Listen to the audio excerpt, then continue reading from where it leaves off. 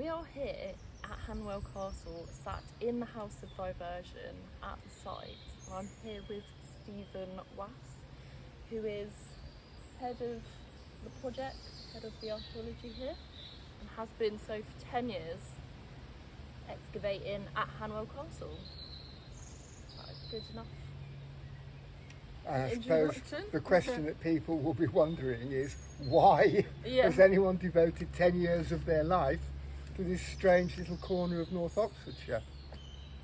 Well, there are two really big reasons why we're here, and why we've continued to be here for nearly a decade. The first is that for anyone interested in gardens of the 17th century are really rare.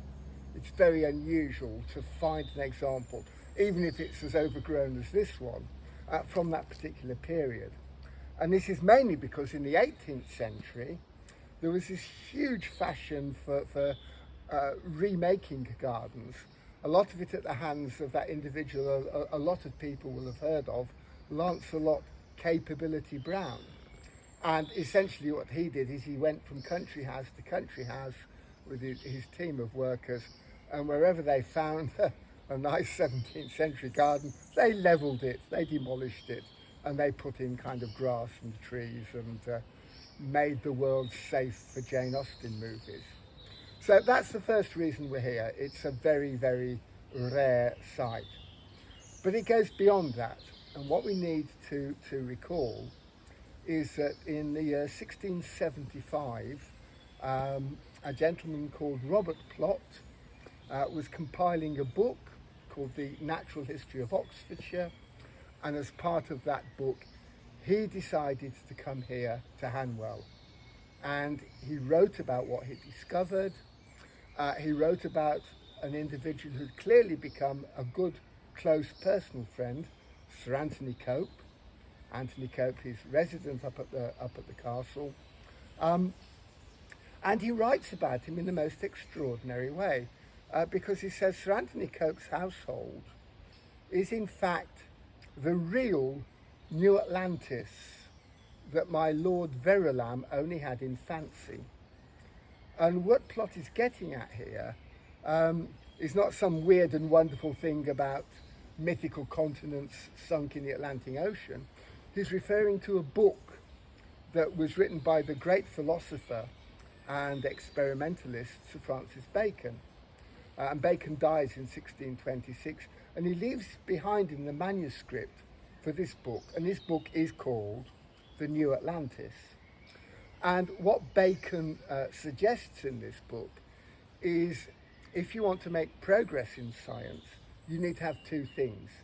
First of all, you need to get together a community of like-minded people, because obviously they're going to spark ideas off each other, and they're going to be able to discuss things. And secondly, he said, you need to give them the facilities so they can have libraries and meeting rooms, but also you can have gardens within which you can have apparatus and you can conduct experiments. So when Plot says the real New Atlantis actually exists here at Hanwell, he's saying something pretty significant. And I suppose the work that we've been doing in the course of the last 10 years has been trying to establish some of the facts behind that comment that Plot made, partly through historical research, but also, of course, partly through archaeology. Right, so how does the archaeology relate to all that Plot says? It's a good question. There's been quite a lot of work done on this kind of idea. I think it's sometimes labelled psychogeography, and it's this idea that your environment can affect your thinking. And you kind of see this sometimes in sort of modern corporations, don't you, where you think about Google, where people want to have a very, very creative workforce. So they set up a weird and wonderful environment in which they can kind of work and play and discuss and the rest of it. And I think this idea of having an environment which supports a certain way of thinking is really what's behind what's happening here, and what we're trying to get in touch with via the archaeology. So we know we've got the bare bones of a huge garden here. It's over half a mile long and about half a mile wide, and it occupies a water-filled valley. So we've kind of got the idea of the scale of it, but what we're really interested in is the detail, is how each piece of the garden was set out, how the different sections of the garden related to each other. And we're particularly interested in something that Plot wrote about in reporting on his visits to Hanwell, which is the House of Diversion. And the name itself is kind of interesting. So obviously it suggests a structure of some kind. And in the 17th century, when they talk about diversion, they're basically talking about a kind of activity where you come together and maybe you have a certain amount of witty banter, but you're also exchanging ideas and philosophy, and there's a lot of heavy-duty discussion going on. So we know there is this feature here within the garden, the House of Diversion. It took us nearly 6 years to find it, because we made a false start further up in the garden where there was actually an island in a pool. But that wasn't the right location for the House of Diversion. We believe that we've found it now. And what we're trying to do is to relate what we see here on the ground to what Plot wrote about it. So Plot says in the House of Diversion there are some waterworks, and within these waterworks you can, for example, make a column of water which tosses a ball up into the air. And he also says you can make it so that showers may descend at pleasure, within which you can place a lighted candle, but it shall not be extinguished. And what he's writing about is something that's kind of, we're reasonably familiar with from the period, from sites like the Enstone Marbles, which are further south towards Oxford, where you've really got a system of very elaborate fountains. So you've got kind of nozzles and taps, and you can turn them on and you can make the water do all sorts of, it's like managing special effects. So the fact that within the House of Diversion, you've got this gorgeous fountain-like feature, and it's there not only to be decorative, but to support you in your scientific discussions. How does the water behave?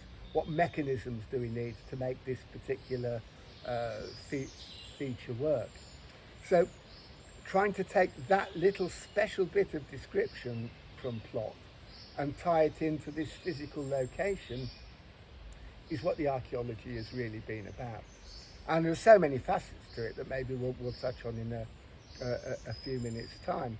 But one of the key things, and this is what's sparking our interest for this summer's forthcoming dig, is that we've already found some significant large pieces of carved stone, which have obviously come from this fountain-like structure that we believe stood in the middle of the House of Diversion, right here.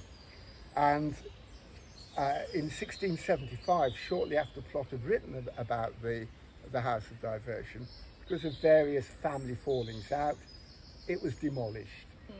The fountain was smashed up, and we've discovered significant remains of it dropped down into the moat that surrounded the eight-sided House of Diversion. And we know exactly where the bits have come from, and therefore our plan for this summer is to extend the trench next to where those original discoveries were made. So fingers crossed, we're going to find the rest of this fountain. I mean, that is so exciting. But I think that's going to keep us going for several weeks this summer. But that's only part of it. I mean, there's so much more that the archaeology has shown us. It's shown us, for example, about the activities that were going on within the House of Diversion. Obviously, archaeology won't be able to pick up traces of a discussion. That's long gone. But we've got wine glasses, wine bottles, plates, and endless clay tobacco pipes. So again, it paints rather an attractive picture, doesn't it, of the gentleman. I'm sorry to say it is gentlemen. We have no evidence for women taking part in these discussions, but who knows? But you have this wonderful picture of them kind of drinking, smoking, conversing, thinking these great thoughts, and then hopefully going back down to Oxford, to the university where many of them were based, and then archaeology feeds into our understanding of, as part of the project is entitled The Birth of Modern Science. Yes. So that in itself is, I suppose, what I'm leading to, how this garden fully relates to the birth of modern science. Okay, that's a very interesting thought. And I suppose the first thing to say is this is very much work in progress. We don't have all the answers yet. We don't have all the answers to the archaeology because there's still a lot of analysis and processing that needs to be done. And we don't have all the answers to the history. But we have some of the answers. You remember right back at the outset we discussed this idea that part of the new Atlantis was getting the right sort of people together. So we certainly know the identities and the natures of some of the people who were here late in the 1650s.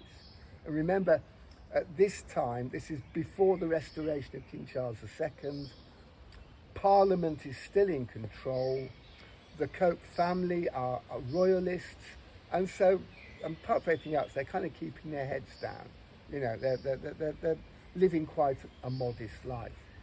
However, we do know that resident at Hanwell Castle were two people who did have a connection to this idea of new scientific thinking, the birth of modern science.